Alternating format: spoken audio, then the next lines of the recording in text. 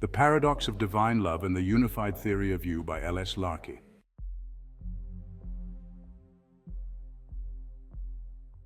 At the very heart of our existence lies an awe-inspiring truth.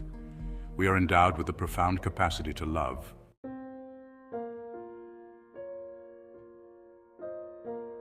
This ability, intrinsic to our very being, is not merely a result of social conditioning or personal development, but originates from a far more profound source. It is a divine endowment, a sacred gift from the primordial source from whence we emerged, a divine entity, the very fountainhead of creation itself. From the dawn of human consciousness, we have sought to understand this mysterious force. Love manifests itself in myriad forms, from the tender affection between a parent and child, the deep bond between friends, to the passionate connection between lovers. Yet despite the diversity of its expression, all forms of love share a common origin, echoing the divine love that birthed all of creation. This divine love is not merely an abstract concept, but a palpable, transformative force that we are called to express and manifest in our lives.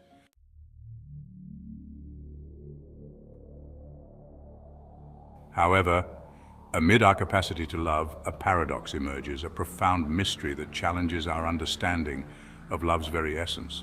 There is one entity in the entirety of the universe, and in the transcendent realms beyond that, we find ourselves unable to love in the conventional sense. Upon introspective examination, we come to realize a singular anomaly. If we have ever pronounced the words, "I love God," we are immediately confronted with the paradox that this is the one love we cannot attain. The explanation for this apparent paradox lies in the essence of love itself. Love is the progenitor of all creation and is synonymous with God. To love God, would be to attempt to separate it from itself, an act that contradicts the indivisible nature of love and its absolute oneness with all of creation. This oneness, this divine singularity, is the origin of all creation, which in itself is God. Consequently, we cannot claim to love God in the conventional sense of the term. This realization does not diminish our spiritual journey, rather it enriches it, guiding us toward a deeper understanding of our connection with the divine.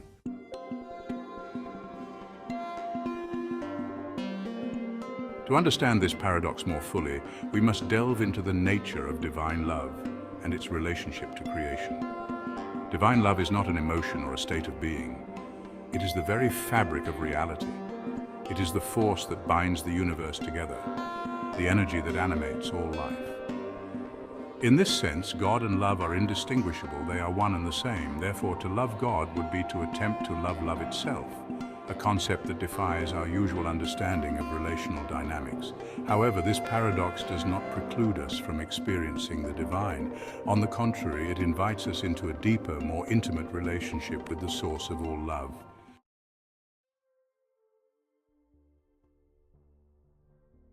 Instead of aspiring to love God as we might love another person, our aspiration shifts towards unity, towards becoming one with the divine love that is God. This unity is not a merging of identities, but a harmonious resonance with the divine essence that permeates all things. In practical terms, this means that our spiritual journey is not about striving to love God as an external entity, but about aligning ourselves with the divine love that is already within us. This alignment is a process of inner transformation, of shedding the illusions of separation and recognizing our inherent oneness with the divine. It is a journey of awakening, of coming to see ourselves and the world through the eyes of divine love. Thus, while we may not love God in a traditional sense, we can strive to harmonize with divine love, to merge with the source of creation, and through this unity experience the divine in its most profound essence. This shift in perspective opens us to a deeper, more expansive understanding of love, one that transcends personal affections and encompasses the entire cosmos. Through this lens, we can infer with a profound degree of certitude that it is a practical impossibility for any entity birthed into existence by the divine to harbor affection towards God independently. Rather, it is our inalienable necessity, our divinely inspired yearning, and our fundamental reliance on divine providence that elicit our relentless desire to be enfolded in the benevolent embrace of the divine. This desire is not a form of lack or incompleteness, but a recognition of our true nature and our ultimate destiny. Further elucidation reveals a captivating insight into the character of humanity. Despite a plethora of shortcomings, humanity has triumphed to a significant degree, realizing a quality that is fundamentally indispensable and exudes divinity. This distinctive trait can be characterized as an undying, unyielding quest, a perpetual yearning for union with the divine. This quest is the driving force behind our spiritual evolution, the inner compass that guides us toward our highest potential. In a parallel drawn from the realm of the mundane, one may observe the woman who, with unwavering devotion, dedicates her entirety to the welfare and growth of her offspring. In a similar vein, man, with every fiber of his being and every subtle nuance of his consciousness, remains unflinchingly devoted to his pilgrimage towards unity with his Creator. This drive exists often beneath the surface of conscious thought, propelling humanity forward in an unending quest for divine oneness. It is this yearning, this ceaseless pursuit, that forms the bedrock of man's inherent spirituality.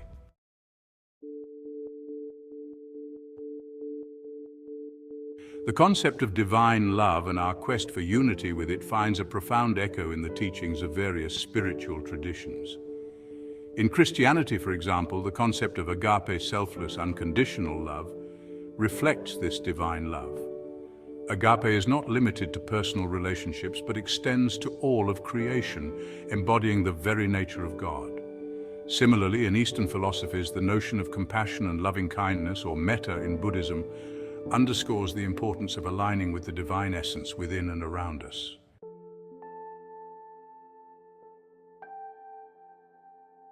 In the auspicious celestial configuration of Virgo, under the radiant influence of our Sun and the conceptual profundity of the 10th dimension, we encounter an enigmatic and profound revelation as we step into the rich traditions of Jewish mysticism, more specifically, the esoteric philosophy of the Kabbalah.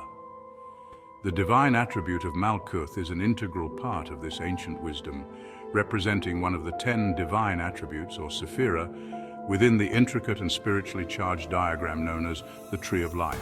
As the 10th and concluding sephira, Malkuth occupies a position of significance at the base of the Kabbalistic Tree of Life. This positioning introduces an exact visual location at the very bottom and base of the Tree of Life, with the theoretical paradigm we are considering.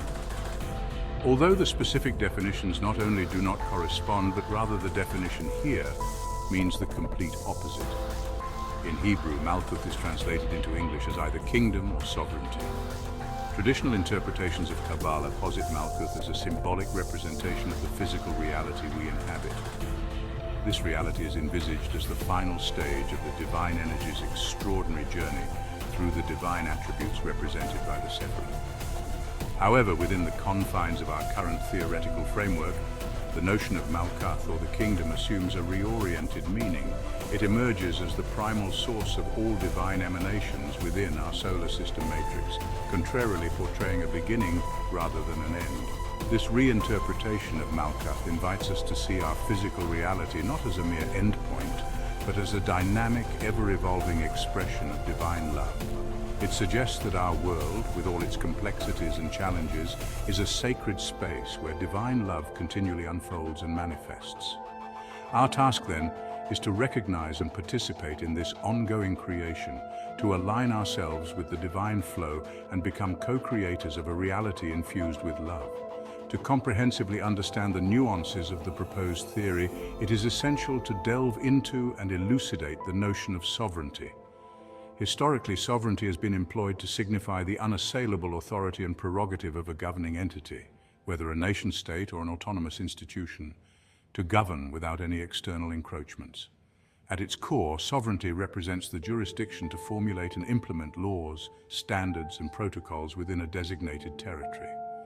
This idea epitomizes an embodiment of autonomy and dominance and is predominantly associated with a nation-state's unchallenged supremacy over its domestic affairs.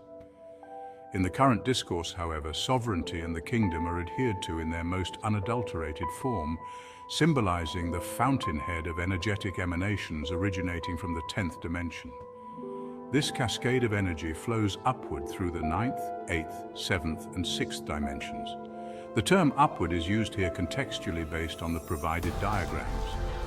Acknowledging the relativistic nature of spatial orientation in cosmic space up and down has no real orientational meaning. This triangular architecture creates the upper supersymmetric construct, which stands in supersymmetry with the physical celestial bodies. The latter is characterized as the fifth dimension in Pluto, metaphorically illustrating the human psyche, and shapes the lower pentagonal pyramid. Excluding Pluto, which is ensnared within Saturn's ring, these energetic emanations proceed downwards through supersymmetry, extending to the foundational first dimension symbolized by the planet Mercury. This dimension, astrologically aligned with Taurus, epitomizes the cornerstone upon which human potential is seated, culminating in the second dimension, representing the womb of Venus and astrologically associated with Gemini. In this analytical framework of the unified theory of you by Larkey, Malkuth's inherent sovereignty offers a profound insight into the cosmological underpinnings of our existence. Positioned within the universe under the celestial auspices of Virgo and our Sun, and intricately interwoven within the 10th dimensional matrix, we are granted a distinct vantage point. This urges us to perpetually probe and broaden our comprehension of the divine characteristics that sculpt our reality.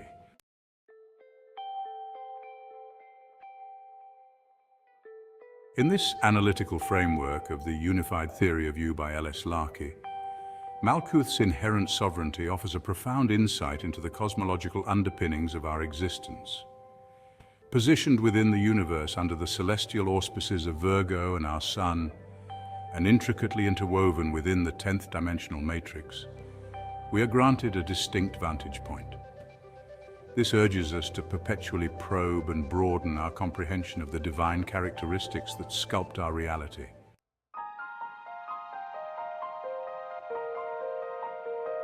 In summary, the paradox of divine love challenges us to transcend our conventional understanding of love and enter into a deeper, more existential and profound love that is not about possessing or controlling, but about harmonizing and aligning with the divine essence that flows through all things. By embracing this understanding, we can begin to experience the profound unity and interconnectedness that defines our existence and embark on a spiritual journey that leads us to the very heart of divine love.